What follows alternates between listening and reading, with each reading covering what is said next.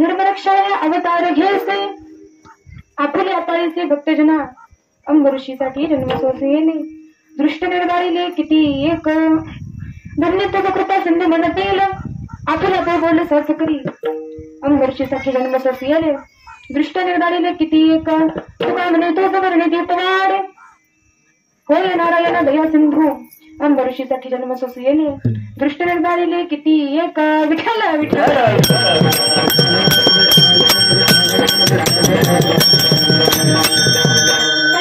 प्रथम नमन दुसरे चरण संतांच्या यांच्या कृपादाने कथेचा विस्तारू बाबाजी सद्गुरु दास तुका ओम नमो ज्ञानेश्वरा करुणा करा दयाळा तुमचा अनुग्रह लादलो पावन झालो चराचरी नमो सद्गुरु तुकया ज्ञान दीपा नमो सद्गुरु सच्चिदानंद रूपा नमो सद्गुरु भक्त कल्याण मूर्ती नमो सद्गुरु भास्करा पूर्ण कीर्ती सेवेला सेवक झालो तुमच्या लग्न चरणास्थी अहो स्वामी तुकया देवा यावरी करावा नावलीन मस्तक हे पायावरी यावर करी संतांच्या विठ्ठल विठ्ठल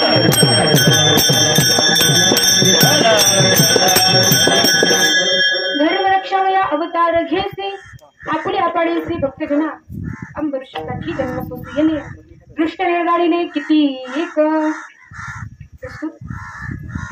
प्राप्त प्रसंगी कीर्तनरूपी सेवेकरिता घेतलेला अभंग देहूचे साधुसंत श्रेष्ठ सुप्रसिद्ध जगतवंदनीय जगद्गुरु तुकाराम महाराज यांचा 4 चरणाचा उत्कृष्ट असा भगवान परमात्मा या भूतलावरती कशाकरिता अवतीर्ण होतात देवाने अवतार कशाकरिता घेतले हे प्रतिपादन करणारा अभंग आज आपण सेवेकरिता घेतलेले आहे. प्रस्तुत अभंगातून तुकोबारा सांगतात की धर्माचं रक्षण करण्याकरिता भगवान परमात्म्याने अवतार घेतलेले आहे. अंबऋषीसाठी देवाने 10 अवतार घेतले. नंतर महाराज म्हणतात की कृष्णाचं निर्गाळन केलेलं आहे म्हणून देवाला कृपा सिंधू म्हटलं गेलंय. देवा हा जो तुझ्याबद्दल बोलला जाणारा शब्द आहे ना तो तू साथ करून दाखव खरा करून दाखव. आणि बऱ्याच पुराणामध्ये असं वर्णन केलेलं आहे की दया सिंधू असं सुद्धा भगवान परमात्म्याला म्हटलेलं आहे. हा झाला अभंगाचा सरळ अर्थ. विठ्ठल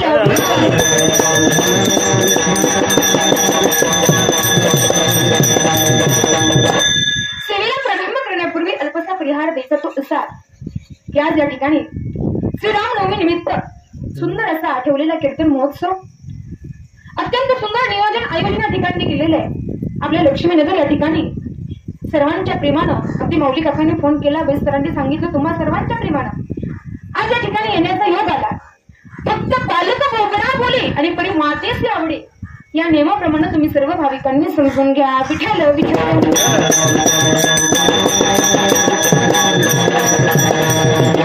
सगळ्यात पहिल्यांदा मी सांगितलं की भगवान परमात्मा या ठिकाणी अवताराला येतात. कधी ज्यावेळेस अधर्म वाढतो त्यावेळेस म्हणजे धर्माचं रक्षण करण्याकरिता भगवान परमात्म्याला अवतीर्ण व्हावं. एकदा शंकर आणि पार्वती गप्पा मारत बसलेले आणि गप्पा मारत मारत असताना सहज विषय निघाला आणि पार्वती माता देवाला विचारताय तुम्ही नेमकी कोणत्या देवाची पूजा करता. भगवान शंकर म्हटले मी विष्णूची पूजा करतो. पार्वती माता म्हटल्या मग ते विष्णू या जगामध्ये अवताराला येतात का. देवाने सांगितलं हो येतात. त्यांनी भरपूर अवतार घेतलेले आहेत. मग कोणते कोणते अवतार घेतले.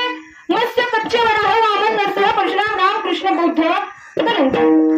पण महत्वाचा आजचा राम अवतार आहे. देवाने नेमका राम अवतार कशाकरिता घेतला तर राम अवतार देवाला घ्यावा लागला याच्या पाठीमागे 5 महत्वाची कारणं सांगितलेली आहेत. विठ्ठल विठ्ठल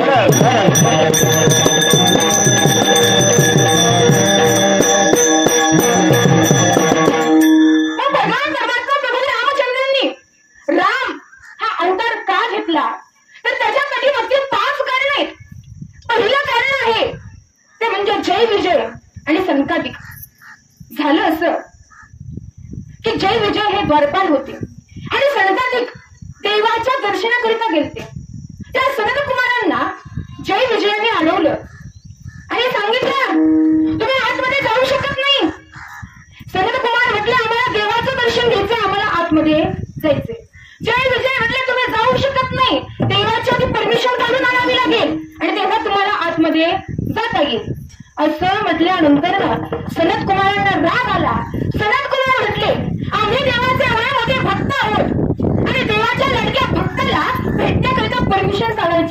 आवश्यकता नाहीये, इबादतची गरज नाही.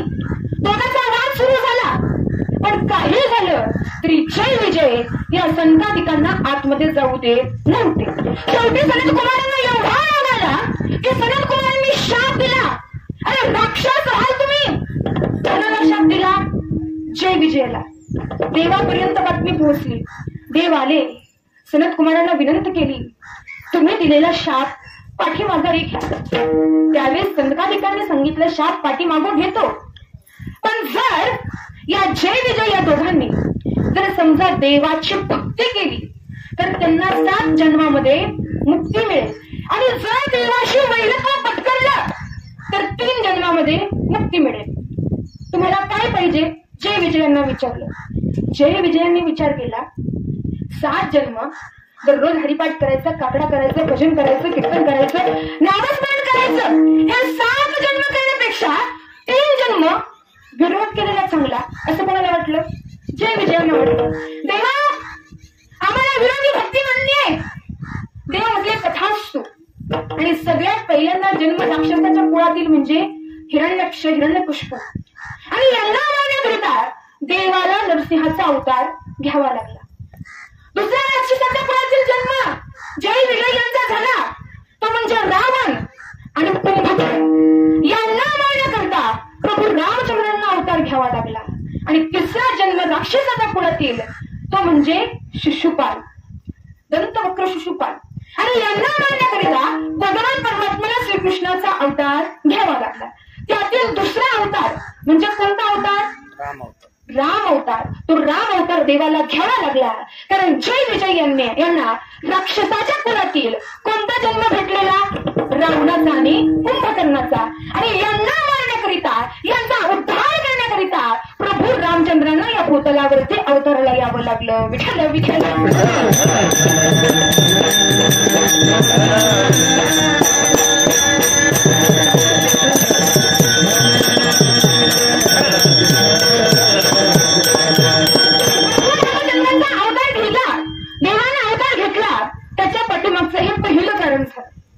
अशी आपल्याला 5 कारणं पाहिजे.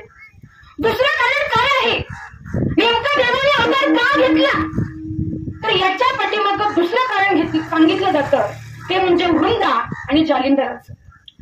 वृंदाचं सखीत्व एवढं झालं होतं, एवढ्या होत्या पतिव्रता वृंदा होत्या की त्यांच्या सखीत्वावरती जालिंदर अमर होते, म्हणजे कधीच मरण पावत नव्हते. कितीही मोठं युद्ध करायला लागू द्या, त्याच्यामध्ये विजयीच व्हायचे. आणि त्या जालिंदर दैत्यानं देवाच्या विरोधात युद्ध पत्करलं. युद्ध सुरू झालं, सगळे देव त्रस्त झाले, आणि नेमकं करायचं तरी काय? हा जालिंदर मरायला तयार नाही. सगळ्या देवांनी मिटिंग घेतली आणि भगवान विष्णूकडे गेले, आणि विष्णूला सांगितलं, तुम्ही काही करा, पण जालिंदराला आपण मारलं पाहिजे. तो दैत्य खूप आम्हाला त्रास देतोय, पण वृंदाचं पातिव्रत्य एवढं श्रेष्ठ आहे की त्याच्यामुळे जालिंदर मरत नाहीये. काय करावं? आणि त्यावेळेस भगवान विष्णूंनी सांगितलं, तुम्ही युद्ध सुरू ठेवा. वृंदेचं पातिव्रत्य कसं नष्ट करायचं याची जबाबदारी माझ्याकडे. युद्ध सुरू होतं, देवाचं दैत्यांचं युद्ध सुरू आहे. भगवान विष्णूंनी स्वतः जालिंदराचा वेश घेतला आणि वृंदेच्या दारामध्ये जाऊन उभा राहिले.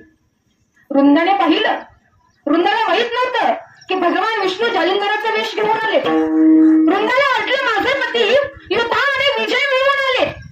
वृंदाने बसण्याकरिता पाठ टाकला, कुंकुम तिलक लावला आणि गळ्यामध्ये हार घातला. जसा गळ्यामध्ये हार घातला तसं इकडं जालिंदर युद्धामध्ये मारला गेला. का? तर वृंदेचं पातिव्रत्य नष्ट झालं. आणि हे सगळं झाल्यानंतर एक घाया झालेला सैन्य पळत पळत आला, सांगायला लागला, वृंदामध्ये घात झाला. काय झालं? आपले जालिंदर राजे गेले. जालिंदर राजा गेला म्हणता तुम्ही? मी आता पूजा करते, त्या आतमध्ये आहेत तरी कोण? वृंदाने वळून पाहिलं तर भगवान विष्णू आपल्या मूळ रूपामध्ये आले. वृंदाने विष्णूंना सांगितलं की तुम्ही माझी खूप मोठी फसवणूक केलेली आहे, माझं पातिव्रत्य तुम्ही नष्ट केलेलं आहे.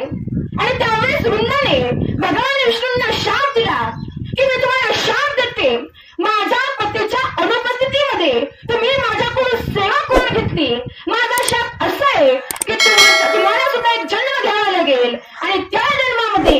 तुमच्या अनुपस्थितीमध्ये तुमच्या पत्नीची चोरी होईल, म्हणून प्रभू रामचंद्रांना जन्म घ्यावा लागला आणि सीतामातेची चोरी झाली. म्हणून भगवान प्रभू रामचंद्रांना अवतार घ्यावा लागला. हे त्याच्या पाठीमागचं हे आहे दुसरं कारण. विठ्ठल विठ्ठल.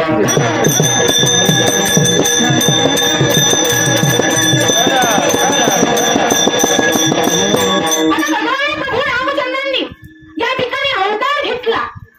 अवतार कशाकरिता घेतला तर धर्माचं रक्षण करण्याकरिता. आणि हेच महाराज अभंगाच्या प्रथम चरणामध्ये